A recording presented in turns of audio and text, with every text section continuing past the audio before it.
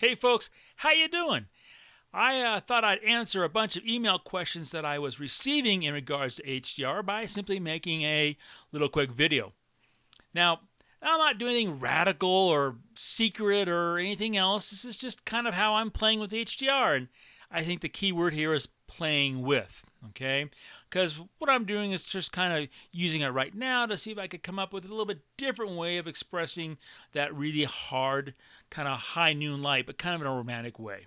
So, using Photomatic Pro 3.2 64-bit, that's what I'm running here on the Dell 6400. Click on Generate HDR Images. Hit the Browse button. Let's go select the images I have. As you can see, I'm selecting raw files here because I'm going to use the raw files rather than something I've already processed like an NX2. So straight raw files. I'm going to select the 5 images because in this particular HDR image, I shot 5 images. And what I've got selected, I have align source images, do not crop, correcting horizontal and vertical shifts. I have reduced chromatic aberrations, attempt to reduce ghosting artifacts. Because I'm shooting with the raw, this little dialog box appears down here. Leave the white balance as shot, change the color space to ProPhoto RGB, and click OK. Now, this is a 5 image HDR, so they are one stop between each, starting off with the first image being at -1. So you got -1, -2, -3, 0, and +1. That's the exposure composition for the 5 different images. The range of light that I was working with that day was about 8 stops. So I'm simply going to let the Photomatic Pro do its thing. It's going to do the heavy lifting, taking all these 5 images, combining the highlights and the shadows, bringing them up. And of course, the first thing we're going to see is that kind of ghostly looking, ghastly image. Never have understood why the manufacturer doesn't like just start right off the bat with an image where you have to click, but I guess that's because some people use this differently than I do, which probably is a good thing. Alrighty, so it's about to finish up the cranking here, and we'll just press the button. As you see as we go into it, I'm not really taking the image itself and doing anything radical with it in Photomatic Pro. Like I said, it's just basically giving me what you see right here, which is pretty much a pretty clean little, image all by itself. There it is. It looks pretty sweet. And that's, here are my basic settings. You can see my white point, black point, gamma. Temperatures, you can see there's a bunch of zeros in there. In fact, it's really not a whole lot different from the factory default. Because really, the image itself, without me doing a thing, that looks pretty darn clean. I mean, that's a pretty accurate, clean photograph that you wouldn't think was quote-unquote HDR, even though we can see into shadows, we can see into highlights, and we can see everything in between. So I kind of like that. So click on the word process. And normally, if I wasn't trying to get a different effect, that'd be it. It'd be basically finished. I go into Photoshop, maybe do a couple tweaks, but that'd be the end of it.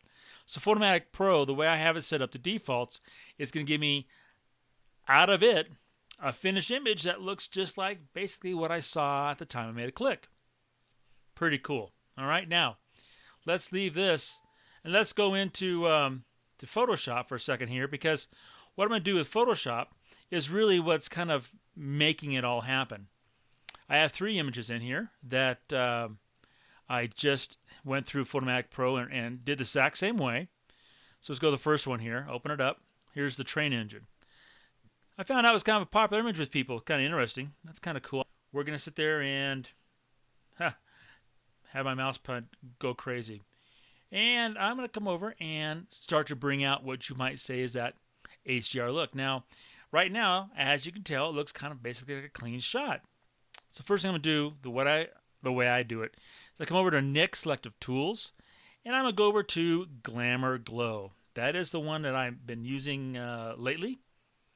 Because watch what happens. You bring up Glamour Glow, instantly look at that. It kind of got that HDR look to it.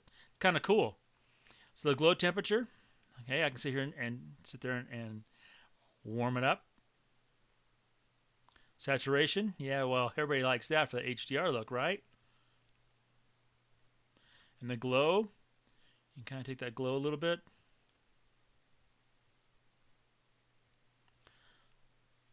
Say OK.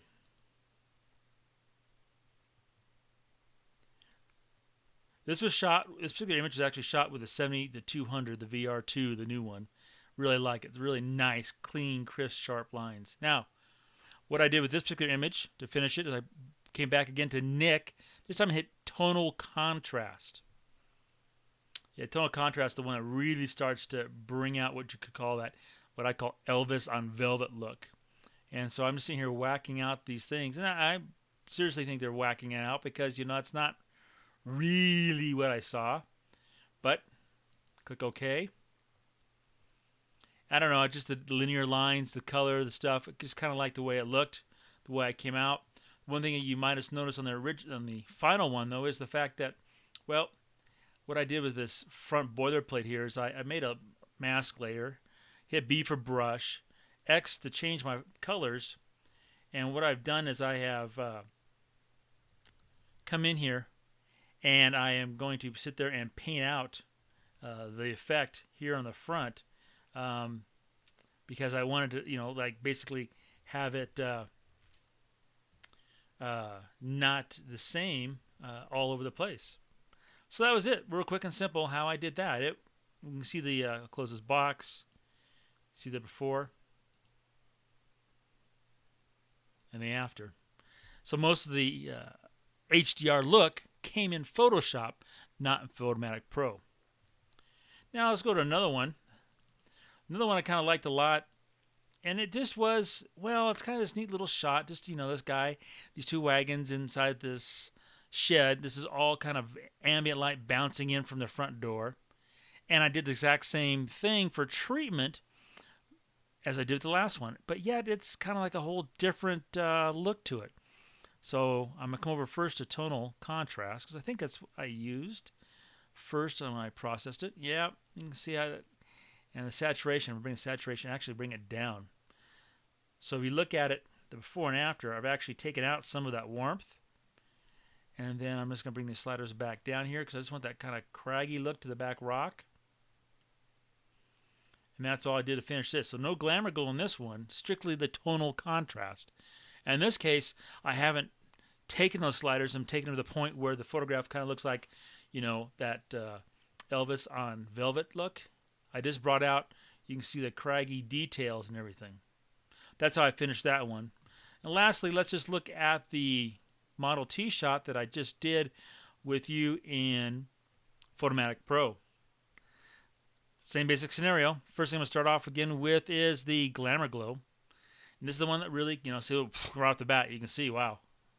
Look at what it's doing to our photograph right off the bat there. It's really like bringing out the HDR look.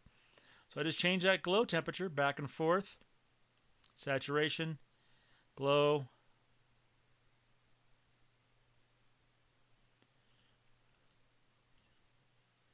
Say OK. You can see the basic shot, pretty darn cool, as far as the compression right off the bat. I shot this with the 45 PCE at 3.5, so I have a very shallow depth of field. I didn't have the tilt going, just using depth of field to make it look that way. In this particular photograph, the last thing I did is I came over to one of my favorite, the Dark and Light and Center. Came over to that and just simply brought my place center over here by the front grille. Brought down the border. And of course, when you darken things, what happens? Well, you can see it makes the colors get a little bit crazy.